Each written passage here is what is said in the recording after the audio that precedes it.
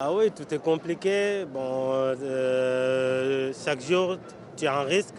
Tu peux sortir, on peut te contrôler, te mettre en rétention, tout ça. On est tout le temps en risque. En plus, on travaille, on paye les impôts, on charge nos titres de transport, tout ça.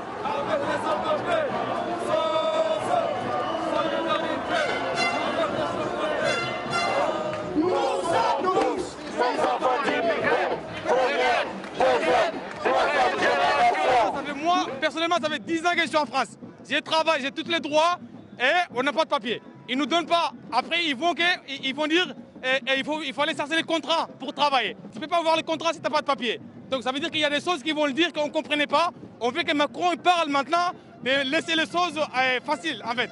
Il faut qu'il facilite les choses. On veut travailler tranquille, pas embêtement de police, tout ça là. C'est ça qu'on veut. J'ai été sans papier et j'étais quand même livrée à moi-même. J'ai eu à travailler pour pas grand-chose, pour une misère.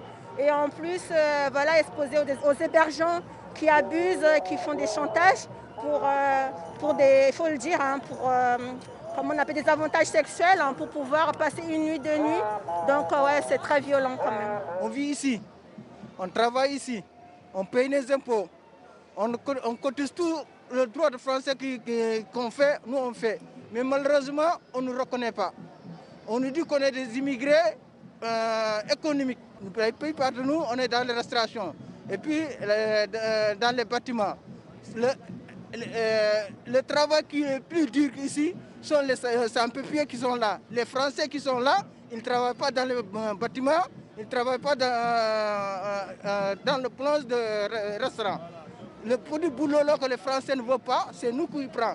Et puis, ils nous prennent notre argent, ils ne payent pas bien. C'est ça, non malheureux.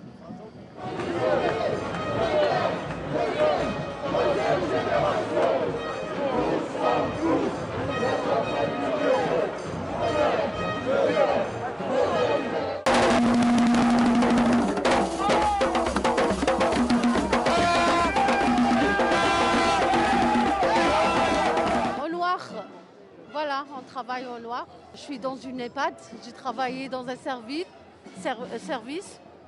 où il y a le Covid, voilà, sans aucun droit.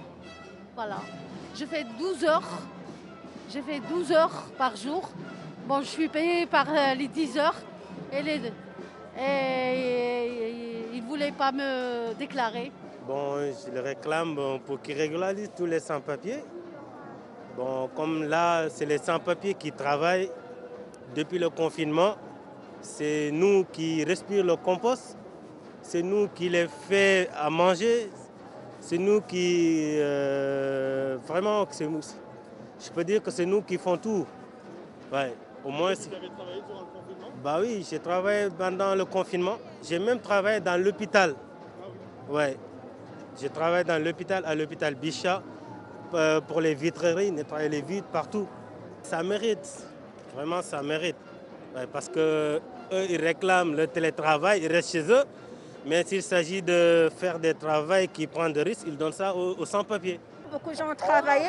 Moi, je viens de Rennes. Je suis dans le collectif des femmes de Villejean. Et il y a beaucoup de gens qui ont même fabriqué des masques pour d'autres. Donc, je pense quand même qu'il est temps quand même de valoriser les sans-papiers. C'est important. On ne peut plus fermer les yeux sur la situation des sans-papiers.